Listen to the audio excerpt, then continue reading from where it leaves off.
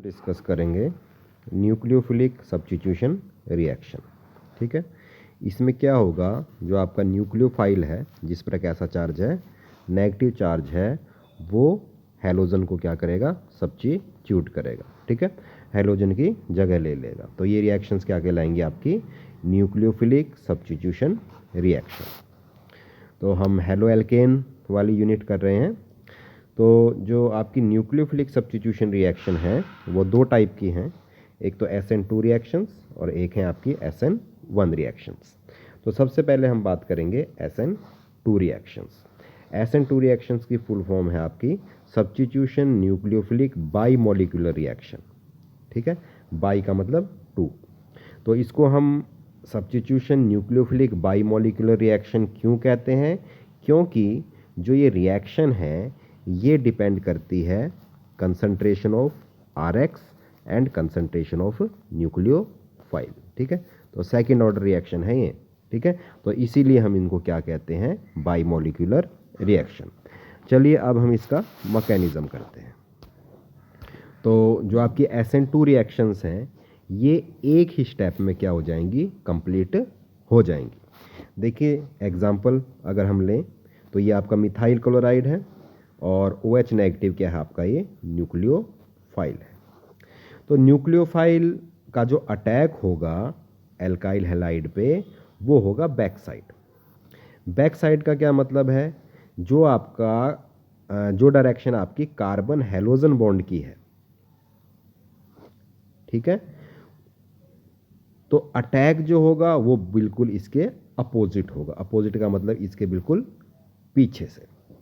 तो इसके बाद क्या होगा, एक ट्रांजिशन स्टेट बनेगी जिसमें क्या होगा, जो न्यूक्लियोफाइल है वो कार्बन के साथ बॉन्ड बनाना स्टार्ट करेगा और जो आपका हैलोजन है वो बॉन्ड क्या होता रहेगा, वीक होता रहेगा, जो कार्बन हैलोजन का है। ठीक है, तो ये जो ट्रांजिशन स्टेट होती है ये बहुत अनस्टेबल होती है।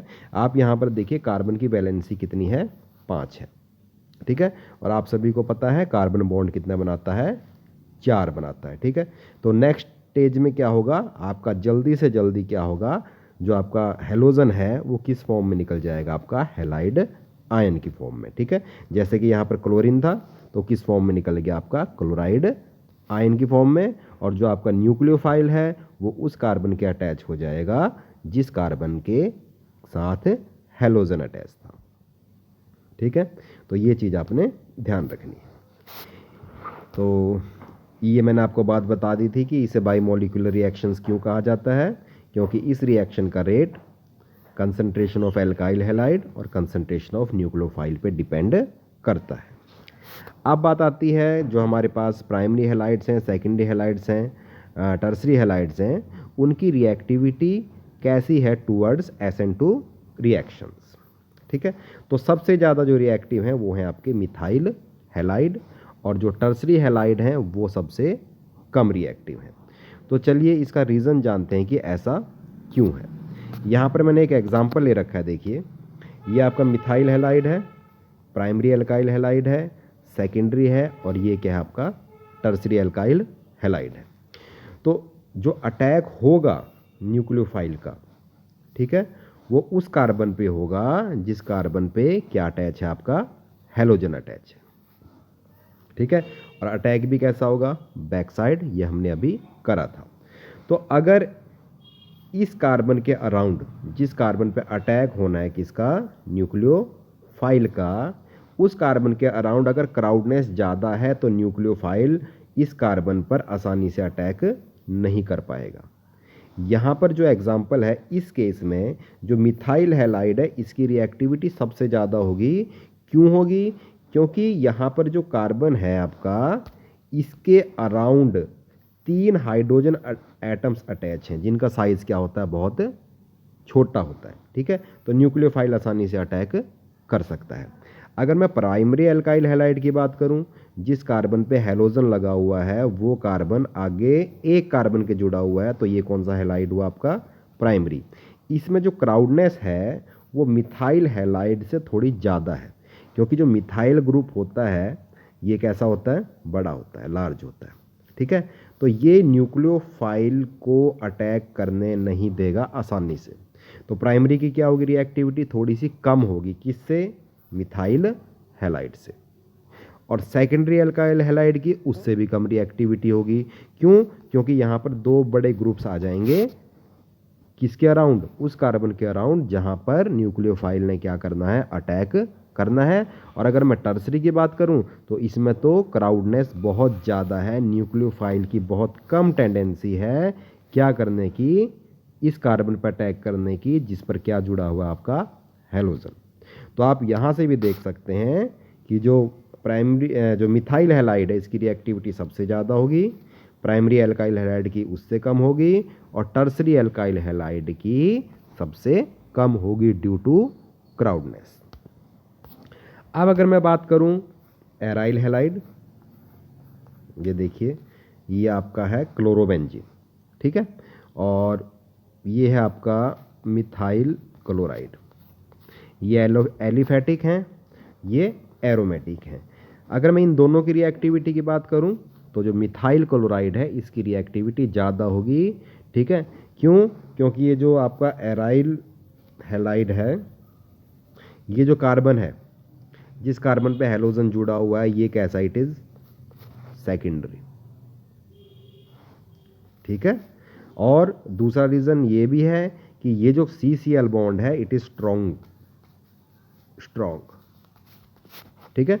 तो एल्काइल हैलाइड उनकी रिएक्टिविटी हमेशा ही ज़्यादा होगी किससे, एराइल हैलाइड से।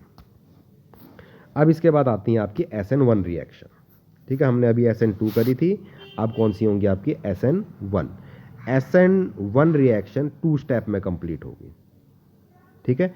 SN2 1 रिएक्शन में थी और ये कितने स्टेप में होगी, 2 स्टेप में। इसे हमने यूनिमोलिकुलर रिएक्शन कहा था, क्यों, क्योंकि ये डिपेंड करेगी केवल कंसंट्रेशन ऑफ एल्काइल हैलाइड। जो SN2 रिएक्शन थी वो न्यूक्लियोफाइल और एल्काइल हैलाइड दोनों के कंसंट्रेशन पे डिपेंड कर रही थी। तो चलिए अब इसका मैकेनिज्म देखते हैं कि क्या मैकेनिज्म है।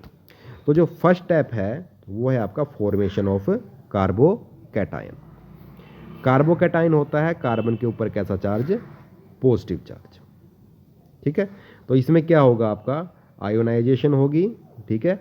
जो आपका कार्बन और जो ब्रोमीन है उसका बॉन्ड टूटेगा, ब्रोमीन की इलेक्ट्रोनेगेटिविटी ज़्यादा है, तो क्या होगा, जो इलेक्ट्रॉन है कार्बन और ब्रोमीन के बीच का वो किसके पास जाएंगे, ब्रोमीन के पास, जिसके कारण कार्बन पे चार्ज आ जाएगा पॉजिटिव और ब्रोमीन निकल जाएगा एज ब्रोमाइड आयन, ठीक है। फर्स्ट स्टेप ये हो गया, कार्बोकैटायन बन गया। सेकंड स्टेप में क्या होगा, अटैक होगा किसका, न्यूक्लियोफाइल का। न्यूक्लियोफाइल पे कैसा चार्ज है, नेगेटिव चार्ज है, तो ये न्यूक्लियोफाइल कहाँ अटैक करेगा, उस कार्बन पे अटैक करेगा जिस पर कैसा चार्ज है, पॉजिटिव चार्ज है, कहने का मतलब कार्बोकैटायन पर, ठीक है। जैसे यहाँ पर OH नेगेटिव है न्यूक्लियोफाइल, ठीक है। तो सेकंड स्टेप में क्या होगा, OH नेगेटिव इस कार्बन पर अटैक करेगा और क्या बन जाएंगे आपके एल्कोहल्स। तो ये चीज़ आपने ध्यान रखनी है कि फर्स्ट स्टेप में कार्बोकैटायन बनेगा और जो सेकंड स्टेप में क्या बनेगा आपका, न्यूक्लियोफाइल अटैक करेगा किस पर, कार्बोकैटायन पर, और क्या बनेगा आपका, प्रोडक्ट बनेगा। अब बात आती है किसकी रिएक्टिविटी ज़्यादा है, किसकी रिएक्टिविटी कम है। जो SN2 रिएक्शंस हैं उसमें तो हमने क्या कहा था, जो प्राइमरी अल्काइल हैलाइड हैं उनकी रिएक्टिविटी सबसे ज़्यादा थी। क्यों, क्योंकि प्राइमरी अल्काइल हैलाइड में कार्बन के अराउंड क्राउडनेस नहीं है। लेकिन जो आपके SN1 रिएक्शन है हमने वहाँ पर देखना है, जो हमारा जो फर्स्ट स्टेप में क्या बना था कार्बोकैटायन, उसकी स्टेबिलिटी क्या है। अगर वो ज़्यादा स्टेबल है,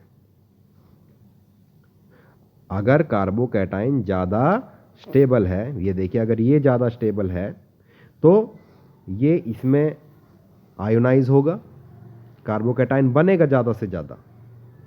अगर ये ज़्यादा से ज़्यादा बनेगा तो फिर आगे किसका अटैक होगा, न्यूक्लियोफाइल का। अगर इसकी स्टेबिलिटी, कार्बोकैटायन की स्टेबिलिटी अगर कम होगी